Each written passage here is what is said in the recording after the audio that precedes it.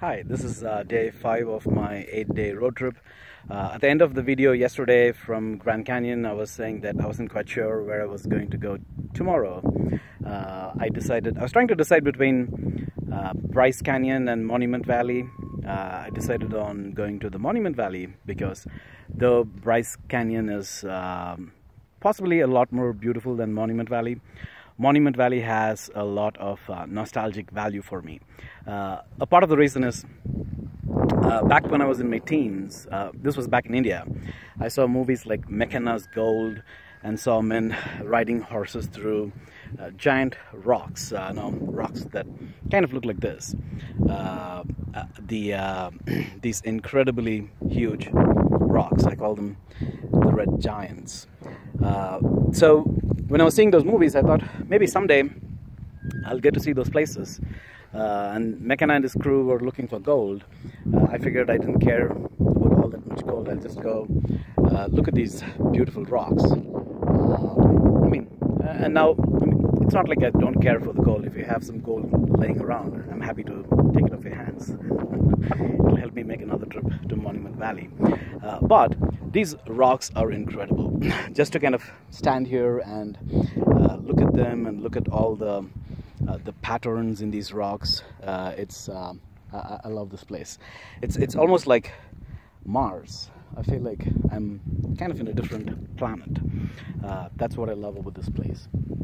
Anyway, so one thing that I've been doing is every day I've been reading some book on Christian spirituality and thinking about that, allowing the ideas to kind of ruminate in me as I'm going through this road trip. Today I was reading this book, The Wounded Healer by Henri Nouwen. Henri Nouwen is a pretty brilliant guy. He was offered tenure positions in multiple Ivy League universities. He gave them up to go serve the disabled people, not serve, be friends with the disabled people, is how he would put it. So he spent his whole life being friends with disabled persons. In this book, The Wounded Healer, he talks about what it means to be a leader, especially within the context of Christian leadership. He debunks the idea that leadership is about having this great visionary idea and going forward and have people follow you behind, like Steve Jobs or even, he mentions even MLK. He says a key aspect of Christian leadership is knowing what it means to bring healing to people. And to be able to bring healing to people, you have to first know how you've been wounded and how you've found healing for yourself. So that's what he says is the essence of Christian leadership.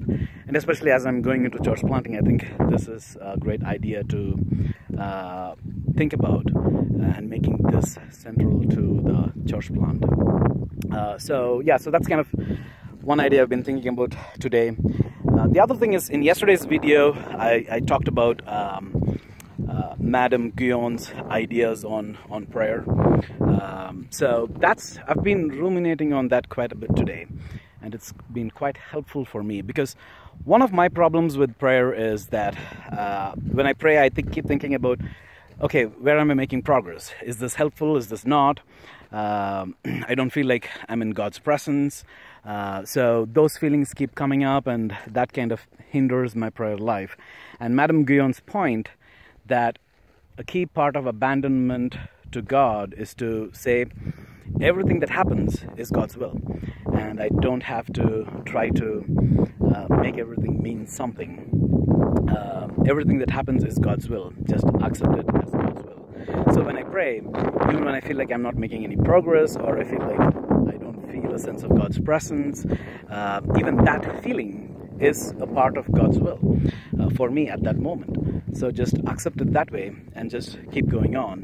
And that idea has really freed me, in a sense, to practice more and more of ceaseless prayer.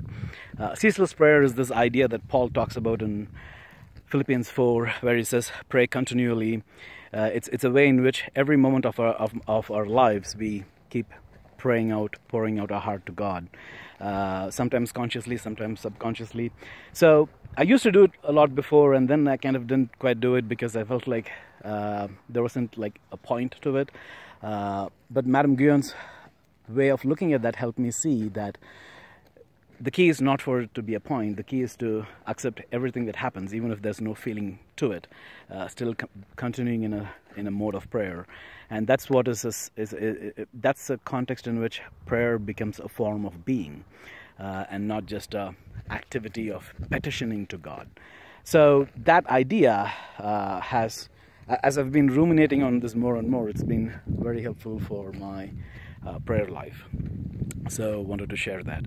Anyways, so again, another look at these brilliant red rocks.